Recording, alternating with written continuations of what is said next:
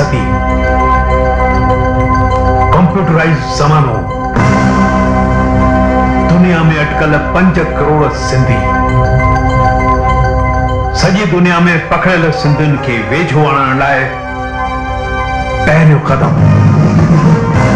सिंधु दर्शन संगम आहे नौजवान तकनीकी माहिरनि जो।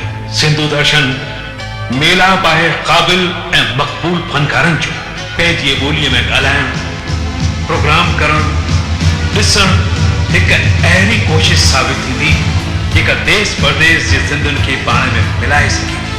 सिंधु दर्शन ते तव्हां दर्शन करे सघंदा पंहिंजी संस्कृति, सभ्यता, रीतियुनि ऐं रस्मुनि जो, कला ऐं विंदुर जो। अचो त गॾिजी पाण में ॻायूं ऐं वॼायूं, पंहिंजी कला, साहित्य ऐं ॿोलीअ खे बचायूं। सिंधु दर्शन, सिंधु दर्शन, ॻायूं वॼायूं, ॿोली बचायूं। सिंधी मुंहिंजो मान आहे, सिंधी मुंहिंजी शान आहे। दिल जी ख़ुशीअ जी पहचान आहे सिंधु दर्शन। साह में खुशबू जो एहसास आहे सिंधु दर्शन। चपन खे मुश्क जी सौगात आहे सिंधु दर्शन। सिंधियत जी जोत जी चमकार आहे सिंधु दर्शन। जी सिंधु दर्शन सिंधी प्रोग्राम में मां रेणुका टेकवानी तव्हां सभिनी दर्शकनि जो दिलि सां स्वागत थी कयां।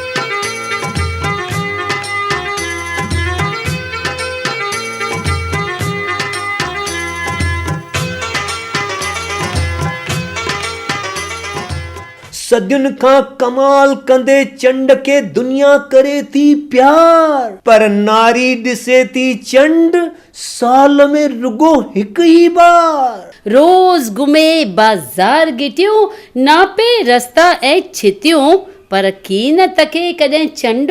चंड चवे अॼु मुंहिंजो ॾींहुं, लिक छिप रांद करण जो ॾींहुं आहे, इहो तीजड़ीअ जो ॾींहुं। ऐं कोठाए थो करवा चौथ, दूज का चांद ऐं हरियाली तीज। सुहागणियुनि जे सुहाग जी थे वॾी उमिरि, कुंवारियुनि खे मिले मनपसंद वर।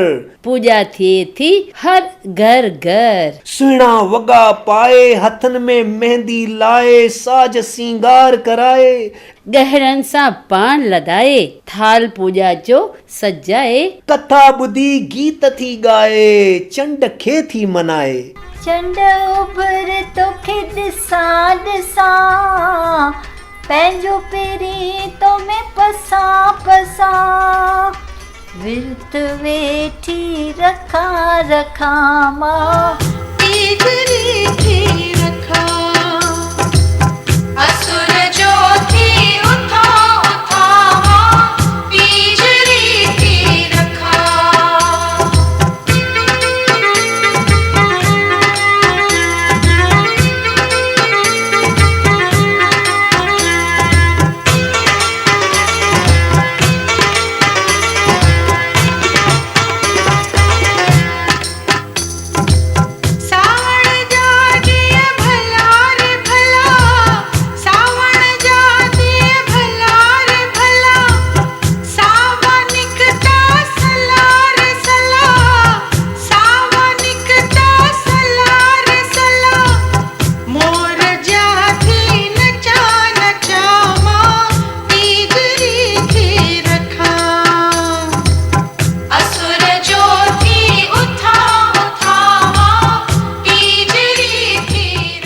अर्क ॾेई पतीअ तां पाणी थी पाए, विर्त जी कराए समाप्ति ऐं पाए थी वर जे वॾी उमिरि जी प्राप्ति। त तव्हां ॿुधो अॼु टीजड़ीअ जो इहो सुहिणो अहवाल।